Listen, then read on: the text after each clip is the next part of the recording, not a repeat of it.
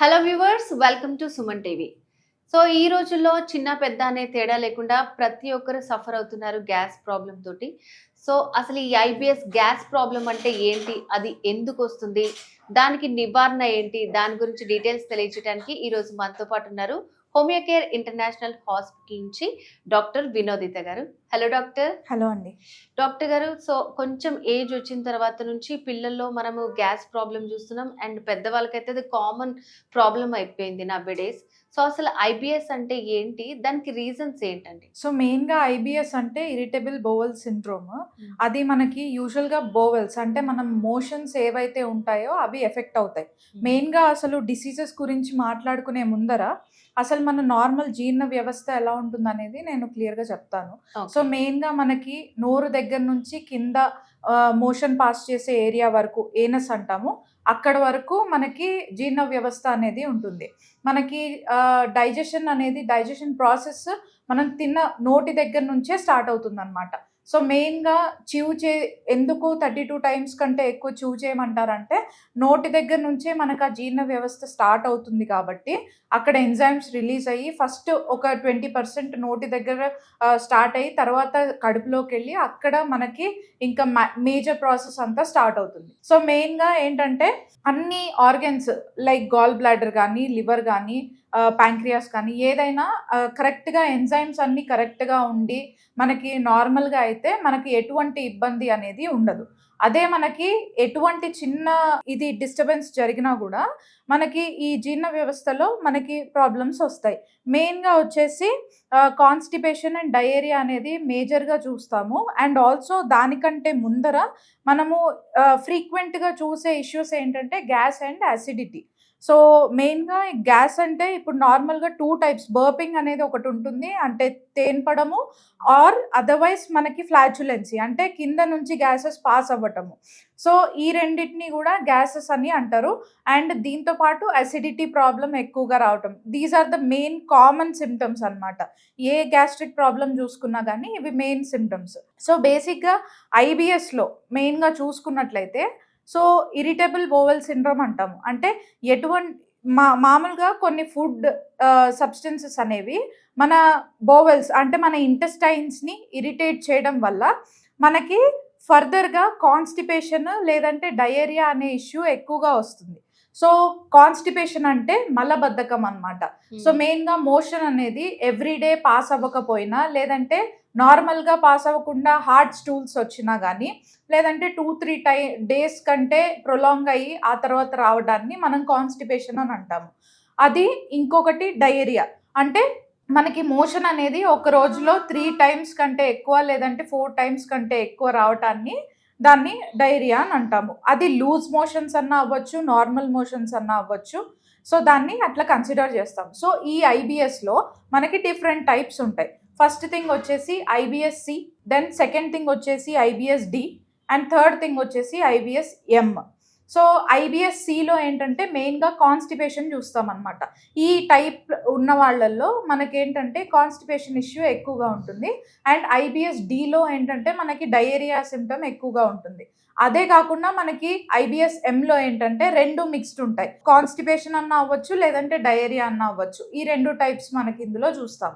So these are the main types of IBS.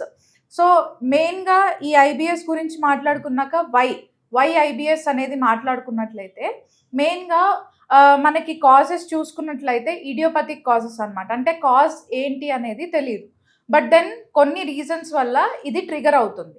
First thing ఏంటంటే nowadays adulteration of food.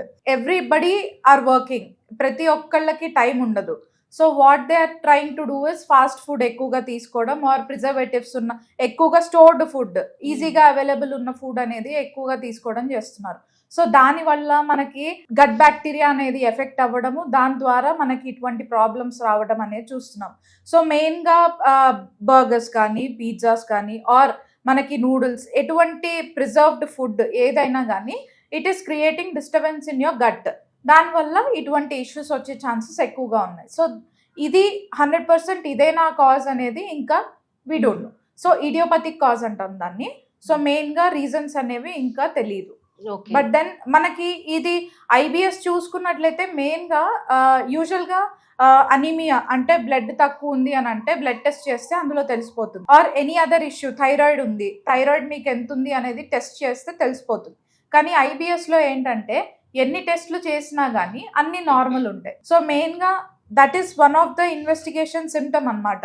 మనకి అన్ని symptoms కనిపిస్తాయి, but then రిపోర్ట్స్లో ఏది అబ్నార్మల్గా ఉండదు, ప్రతిదీ నార్మల్గా ఉంటుంది. So that is considered to be IBS.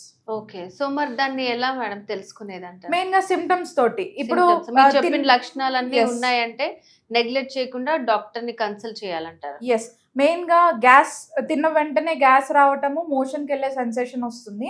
So that frequent గా వాళ్ళకి అది వస్తూనే ఉంటుంది అనమాట.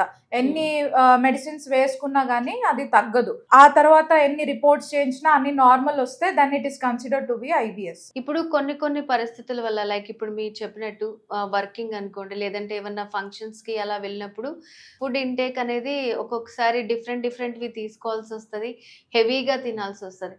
అలాంటప్పుడు ప్రాబ్లమ్స్ ఇలాంటివి వస్తే మనము దాన్ని గ్యాస్ ప్రాబ్లం కిందే కన్సిడర్ చేయొచ్చా, లేకపోతే తర్వాత క్యూర్ అయితే నార్మల్ అనుకోవచ్చు అంటారు?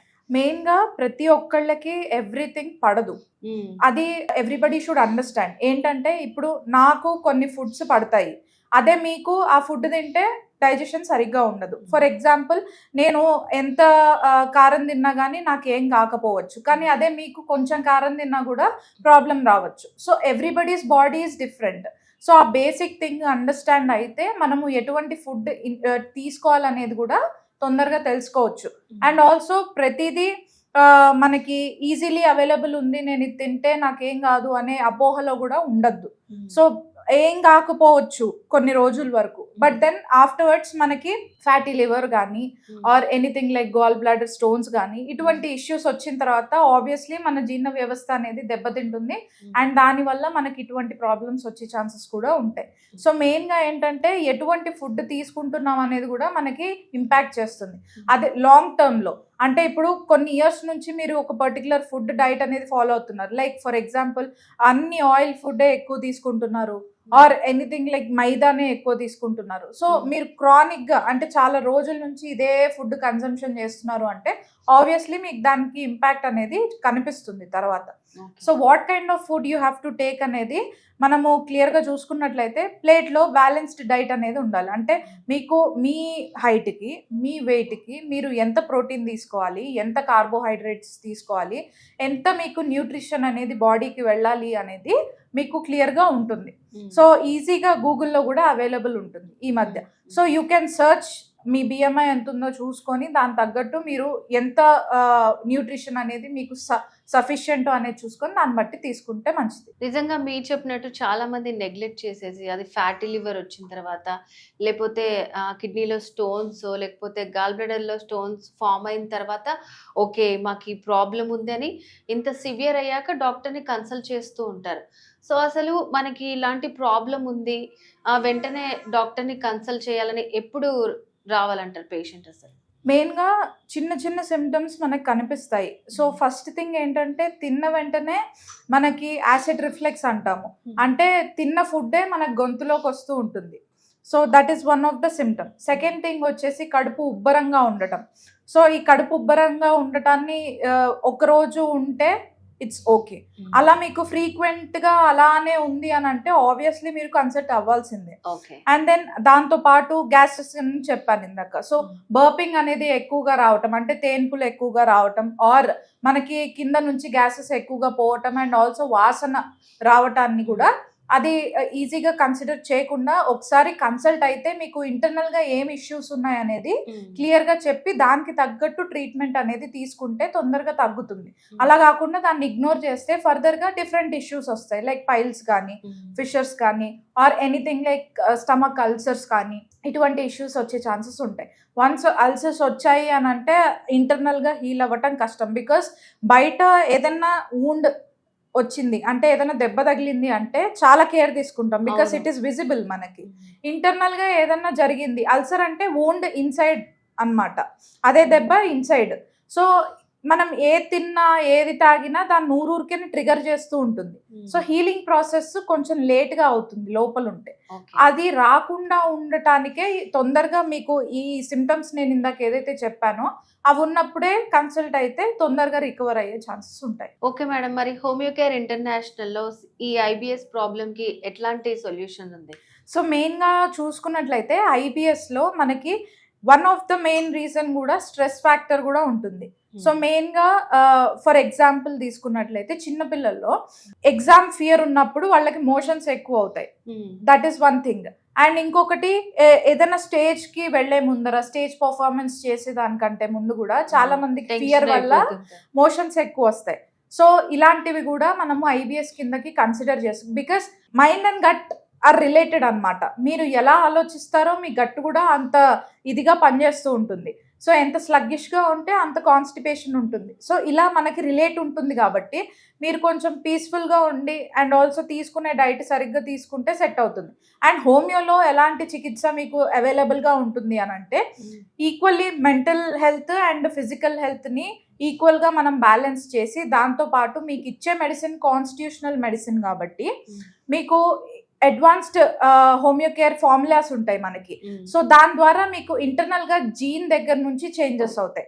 సో జెనెటిక్ లెవెల్లో మనకి చేంజెస్ జరుగుతాయి కాబట్టి మీకు ఫర్దర్గా ఆ ప్రాబ్లం రికర్ అవ్వదు అండ్ ఉన్న ప్రాబ్లం కూడా రిజాల్వ్ అయిపోతుంది. సో వ్యూవర్స్, డాక్టర్ చెప్పిన విషయాలన్నీ విన్నారు కదండి. జస్ట్ గ్యాస్ ప్రాబ్లమే అని చెప్పి లైట్ తీసుకోకుండా మీకు డాక్టర్ చెప్పిన లక్షణాలు ఏవైనా ఉంటే ఖచ్చితంగా డాక్టర్ గారిని సంప్రదించండి. సో హోమియోకేర్ ఇంటర్నేషనల్కి సంబంధించి మీకు ఏమైనా డీటెయిల్స్ కావాలనుకుంటే స్క్రీన్ మీద కనిపిస్తున్న నెంబర్కి కాల్ చేసి కంప్లీట్ డీటెయిల్స్ తెలుసుకోవచ్చు. ఓకే డాక్టర్ గారు, ఈరోజు ఐబిఎస్కి సంబంధించి చాలా ఇన్ఫర్మేషన్ ఇచ్చారు. Thank you so much.